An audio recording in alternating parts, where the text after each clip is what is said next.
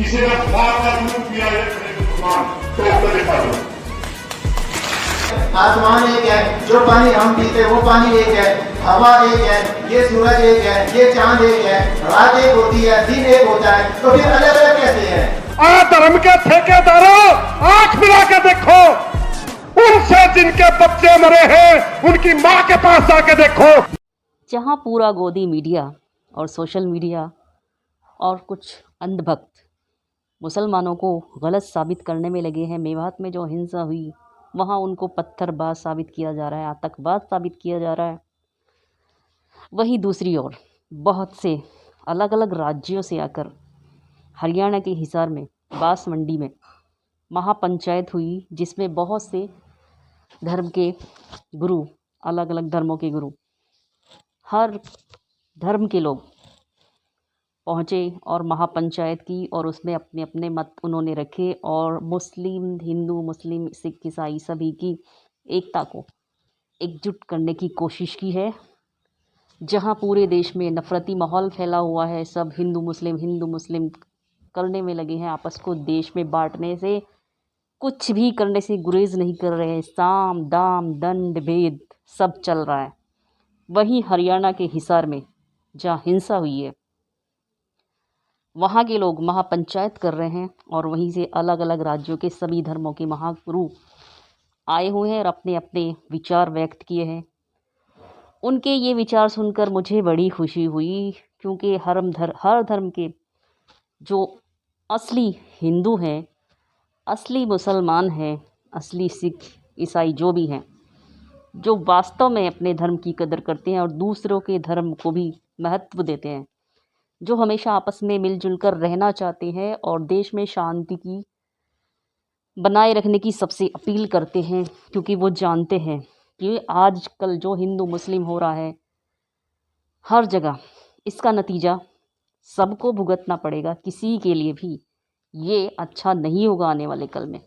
पहले आप ज़रा ये वीडियो देखिए, उसके बाद हम आपसे बात करते हैं। किसी ने बार किया है तो देखा दो। आसमान एक है, जो पानी हम पीते वो पानी एक है, हवा एक है, ये सूरज एक है, ये चांद एक है, रात एक होती है, दिन एक होता है, तो फिर अलग अलग कैसे है? धर्म के ठेकेदारों, आंख मिला के देखो, उनसे जिनके बच्चे मरे हैं उनकी माँ के पास जाके देखो। जब गुलिस्तां कोखों की जरूरत पड़ी, सबसे पहले हमारी ही गर्दन कटी, फिर भी कहते हैं अब हमसे अहले वतन, ये वतन है हमारा तुम्हारा नहीं। हिंदू मुस्लिम सिख ईसाई आपस में सब भाई भाई, हिंदू मुस्लिम सिख ईसाई आपस में सब भाई भाई। हमारा हरियाणा जलाने खातर नहीं है, हम अपने हरियाणा को जलने नहीं देंगे। हम आह भी करते हैं तो हो जाते हैं बदनाम, वो कत्ल भी करते हैं तो चर्चा नहीं होता। हमने टिकरी बॉर्डर पर बार बार टारगेट करे, हमने भी चित्र परेड करी थी इनका, हिंदू परिषद वाले का जद डटे थे, ये मामले में टारगेट करे थे, बाकी इनका गला बड़ी बढ़िया।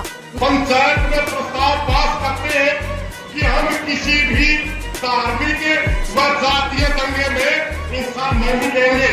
क्या आप इस बात से सहमत है? जब इंसान ही नहीं बचेगा तो धर्म कहां से बच जाएगा? सबसे पहले तो इंसानियत को बचाना है। मेवात में हुए दंगों में हम शांति बहाल करने के लिए काम करेंगे।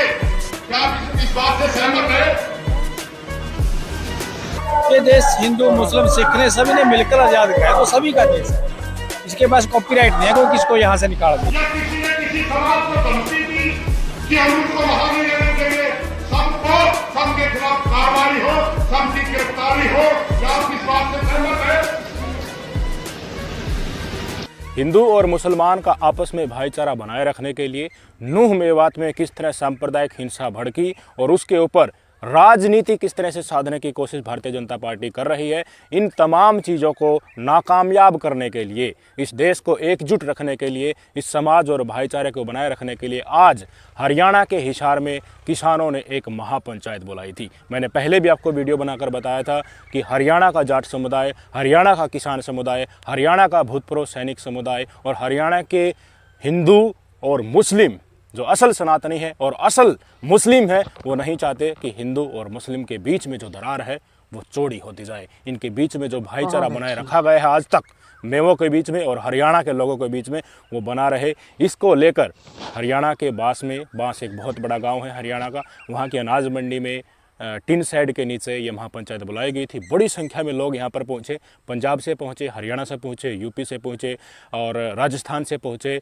हरियाणा के मुस्लिम समाज के जितने भी प्रवक्ता हैं, इमाम हैं और बड़े बड़े ओहदों पर जो लोग बैठे हुए सब लोग वहाँ पर पहुँचे। बड़ी खुशी हुई उनको ये देखकर कि हाँ, आज हरियाणा का समाज ही एक ऐसी पहल कर रहा है जिससे हमारी एकता और भी मजबूत होगी। और जिस तरह से इस देश की भारतीय जनता पार्टी जो शासन कर रही है हरियाणा में भी और केंद्र में भी, और इस देश का गोदी मीडिया और इनका पूरा तंत्र मुसलमानों को देशद्रोही और पत्थरबाज साबित करने में लगा है, इस चीज़ के ऊपर आज हरियाणा के किसानों ने महापंचायत कर जो कड़ा प्रहार किया है, एक थोड़ा भारतीय जनता पार्टी की रणनीति पर मारी है। इसको देखकर मुस्लिम समुदाय के जो प्रतिनिधि आए थे वो बहुत खुश हुए। सबसे पहले हम किसान नेताओं को सुनाएंगे, फिर मुस्लिम समुदाय से आए लोगों को भी सुनाएंगे। जो प्रतिनिधि मेजर चेहरे इस महापंचायत में आए हैं उन्होंने क्या क्या कहा है सीधे तौर पर वो भी बताएंगे। मेन मुख्य बातें मैं आपको बता देता हूँ कि जिनके लोगों के कारण ये हिंसा भड़की, चाहे हिंदू मारे गए हों या मुस्लिम मारे गए हों, जिन लोगों के बयानात के कारण ये हिंसा भड़की है, चाहे वो मोनू मानेसर हो, बिट्टू बजरंगी हो या फिर मुस्लिम समुदाय की तरफ से कोई और हो, उनको बख्शा नहीं जाना चाहिए। ये साफ तौर पर किसान समुदाय ने कहा और आपस में बातचीत करके, डायलॉग करके मुस्लिम समुदाय ने भी कहा है कि हमारे अंदर जो नफरती तत्व हैं, जो माहौल बनाने की फिराक में रहते हैं और समाज को तोड़ने की फिराक में रहते हैं, किसी के एजेंट बन जाते हैं, किसी की राजनीति चमकाते हैं, उनको हम हमारे समाज से अलग करेंगे। यहाँ हिंदू समुदाय के लोगों ने भी, जाट समुदाय के लोगों ने भी, किसान समुदाय ने भी ये कहा कि हमसे बेशक से हम हिंदू हो पर हमारे अंदर जो अराजक तत्व है, असामाजिक तत्व है, हम उनको स्वीकार नहीं करेंगे। प्रशासन, भारतीय जनता पार्टी की सरकार इन लोगों को तुरंत अरेस्ट करे, इनको छोड़ा नहीं जाना चाहिए। इतने दिन हो गए इनको, बिट्टू बजरंगी और मोनू मानेसर और भी कुछ दंगाई हैं, उनको क्यों खुला छोड़ा जा रहा है। अब किसान नेता सुरेश कोथ को सुन लीजिए उसी टिन शेड से जहां पर आज महापंचायत हुई थी। साहब मेवात के मारने की बात करते थे, किसी ने बार दूध पिया है खड़े मुसलमान तो देखा दो।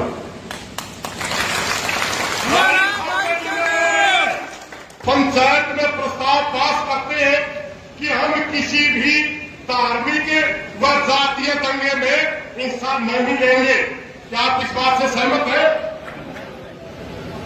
इस देश में दंगे नहीं होने देंगे, सारे मिलकर आएंगे।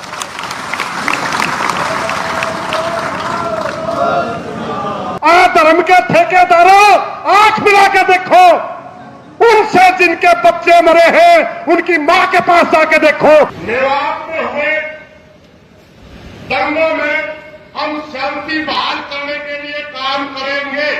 क्या आप इस बात से सहमत हैं? हिंदू मुस्लिम सिख ईसाई आपस में सब भाई भाई, हिंदू मुस्लिम सिख ईसाई आपस में सब भाई भाई। किसी ने किसी समाज को धमकी दी कि हम उनको वहां नहीं रहने देंगे, सबको सबके खिलाफ कार्रवाई हो, सबकी गिरफ्तारी हो। क्या आप इस बात से सहमत हैं? हमारी बात में पूरी भारत सरकार से और हरियाणा सरकार से निष्पक्ष जांच होनी चाहिए। दंगे का दोषी पक्षा नहीं जाना चाहिए, चाहे हिंदू हो चाहे मुसलमान हो। सुनिए आपने, किसान नेता सुरेश कोथ ने बिल्कुल साफ कहा कि अब तो इनके खिलाफ एक्शन करो जिन्होंने ये सारा का सारा काम किया है, जिस कारण हमारे 6 प्रिय इस देश के वासी मारे गए, हरियाणा के निवासी मारे गए, उनके जिन्होंने ये दंगा भड़काया उनके खिलाफ सख्त से सख्त सजा करो। और आगे जो इस चीज़ को भड़काने की कोशिश करेगा, नफरत को बीज बोने की कोशिश करेगा, दंगा भड़काएगा, उसके लिए हम और भी सख्त से सख्त प्लानिंग करेंगे और भी कड़े से कड़े फैसले लेंगे। जिस तरह से मैं आपको बताना चाहूँगा, गुड़गांव में महापंचायत हो रही है, वहाँ पर उस महापंचायत में कौन मौजूद रहता है? विश्व हिंदू परिषद वाले, आरएसएस वाले, बजरंग दल वाले भारी संख्या में मौजूद रहते हैं और वो एक माहौल बनाने की कोशिश कर रहे हैं कि मुस्लिम यहाँ पर गुरुग्राम एरिया में, फरीदाबाद एरिया में, पलवल एरिया में जो रह रहे हैं उनके ऊपर हम वैसा ही काम करें, उतना ही अत्याचार करें जिससे पूरे हरियाणा में और एनसीआर में हिंदू मुस्लिम का जो ये दंगा है पूरी तरह से भड़क जाए और 2024 के चुनाव आते आते हिंदुओं को ये लगने लगा कि तुम तो खतरे में हो, मुसलमान तुम्हें मार डालेंगे, इसलिए बीजेपी को ही वोट डाल दो।